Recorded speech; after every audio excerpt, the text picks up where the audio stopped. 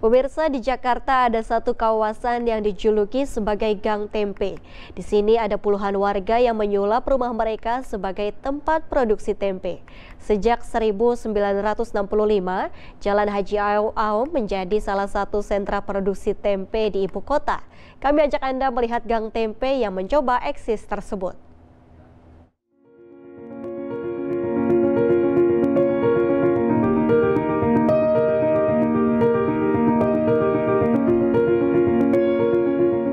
Jakarta sebagai kota metropolitan menjadi jantung perekonomian dan pusat bisnis di Indonesia.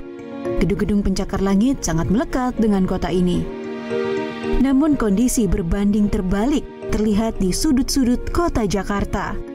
Ketika memasuki kawasan Jalan Haji Aom, RT 09 RW 08, Kelurahan Kramat Pela, Kecamatan Kebayoran Baru, Jakarta Selatan, tak ada lagi pemandangan gedung-gedung pencakar langit.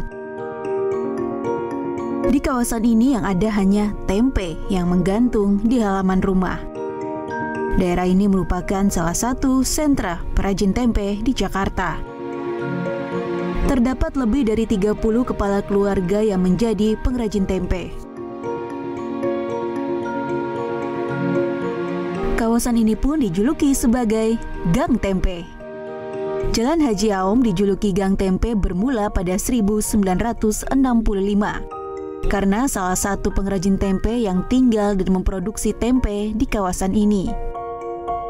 Kemudian mengembangkan usahanya ke para karyawan, kemudian meluas ke warga setempat yang ikut menggantungkan hidup dari berusaha secara mandiri membuat tempe. Yang pertama itu Pak Bakrun, yang sekarang sudah pensiun di kampung.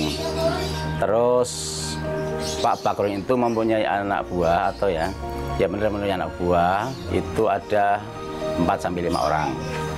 Seperti kayak Pak Almarhum Sutoyo, kayak Pak Suraji, kayak Pak Nandar, kayak Pak Rasmati juga sudah almarhum.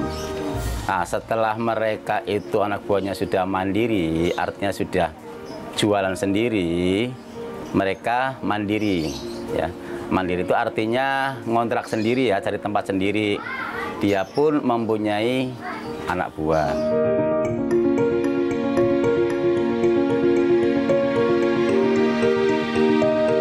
Berkembangnya pengrajin tempe tak terlepas dari peran Koperasi Pengrajin Tempe Indonesia atau KOPTI yang diketuai oleh salah satu warga di Kramat Pela, Jakarta Selatan, Sutaryo. Pengrajin tempe yang namanya tergabung dalam anggota koperasi mendapatkan berbagai keuntungan dibandingkan pengrajin tempe yang tidak tergabung dalam koperasi. Yang saya alami sendiri, katakanlah bahan pokok produksi tempe itu kan kedelai. Kalau mereka masing-masing nyari barang, kemudian barang itu dimainkan oleh pedagang bebas, maka mereka relatif tidak tenang. Tetapi begitu bergabung dengan koperasi itu yang berbelanja secara bareng-bareng, kemudian dibeli oleh para anggota. Jadi anggota relatif dengan harga yang tenang gitu.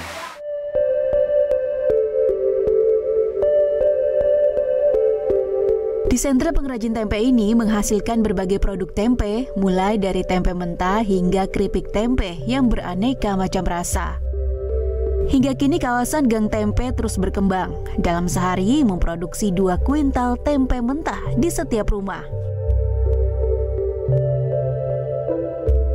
Menghasilkan tempe yang berkualitas tidaklah mudah karena dalam proses membuat tempe membutuhkan ketelitian, kebersihan yang terjaga, serta usaha yang menguras tenaga.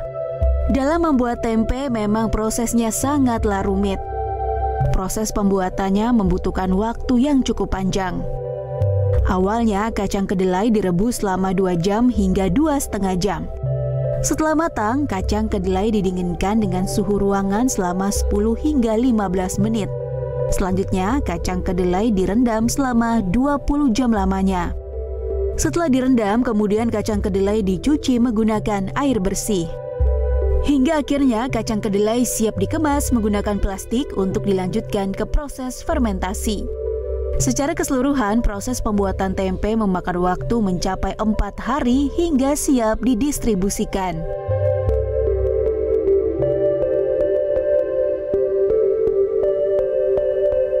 Joko Asori, salah satu pengrajin tempe yang ada di Gang Tempe ini, sudah menggeluti usaha tempe hampir 4 dekade. Menurut Joko Asori, ada 2 proses krusial yang menentukan kualitas tempe mentah. Yang pertama, kalau tempe kita nyucinya bersih sudah pasti hasilnya bagus, ya. Tapi kalau nyucinya itu kurang bersih, sudah pasti hasilnya nggak bagus. Contoh, kalau kita nyucinya air yang bersih, insya Allah bersih. Begitu juga kalau kita nyarinya lebih bersih, kualitas barangnya juga bersih, tempenya yang tadi kita ngomong itu pasti higienis hasilnya, layak untuk dikonsumsi semuanya. Usaha produksi tempe milik Joko dalam sehari mampu mengolah 2,7 kuintal kacang kedelai menjadi tempe. Tergabungnya Joko dalam koperasi tempe membuatnya harus taat dengan segala aturan yang ada. Salah satunya larangan keras untuk menggunakan pewarna di dalam produk tempe, maupun menggunakan zat pengawet kimia lainnya. Kalau tempe di Jakarta, saya jamin semua murni, tanpa ada embel-embel campurannya, apalagi ada perwarnanya. Karena apa? Di Primkopti Selatan itu melarang keras bahwa tempe itu pakai pewarna, baik warna merah maupun warna kuning maupun warna yang berjenis kue gitu. Dulu kan ada itu nggak boleh sama sekali. Selain tidak menggunakan bahan campuran kimia, dalam proses pembuatannya ada banyak perkembangan yang telah dilakukan oleh pengrajin tempe di Jakarta, terutama menjaga kebersihan dalam proses pembuatan. Kita ada perbedaan jauh. Tahun 80-an ya, pengrajin tempe masih pakai dulu ini ya, air kali. Terus gilingan juga dulu katanya diinjek-injek ya. Tapi alhamdulillah sekarang sudah modern ya. Artinya sudah serba mesin. Sekarang nggak pakai diinjek, sekarang pakai mesin ya kan. Grebus juga sekarang pakai drimnya drim stainless kan gitu. Jadi itu kenyataan gitu loh. Jadi kalau ada orang bahwa tukang tempe itu jorok, saya berani jamin bahwa pengrajin tempe sekarang benar-benar higienis.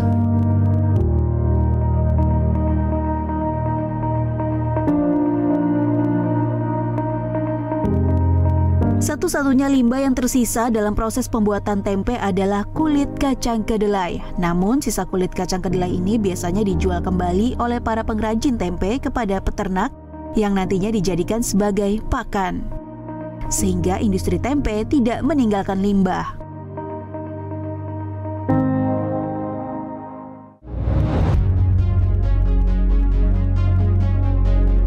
Kawasan pengrajin tempe atau yang biasa dijuluki Gang Tempe ini sudah bertahan lintas generasi. Seiring berjalannya waktu, regenerasi pengrajin tempe terus terjadi. Salah satu generasi penerus pengrajin tempe di gang ini adalah Sutomo. Pria yang akrab disapa Tomo ini pertama kali belajar tentang tempe dari kedua orang tuanya. Kalau silsilah sendiri, kayak almarhum bapak saya juga kan tukang tempe, almarhum bapak saya, terus mama saya juga tukang tempe sama tukang sayur. Tukang sayurnya tapi tukang sayur keliling kalau mama saya sendiri sih. Terus saudara-saudara saya juga ada di Cakung. Di daerah Pulau Gadung juga ada juga yang dagang tempe, tapi tempenya tempe mentah, tempe yang ada di pasaran itu, sama ada yang di Tangerang juga. Udah itu aja sih paling. Saat ini Tomo menjadi salah satu pengusaha keripik tempe yang memiliki tempat produksi paling besar di Gang Tempe. Devri Novaldi, Arisandi, JPM TV, Jakarta.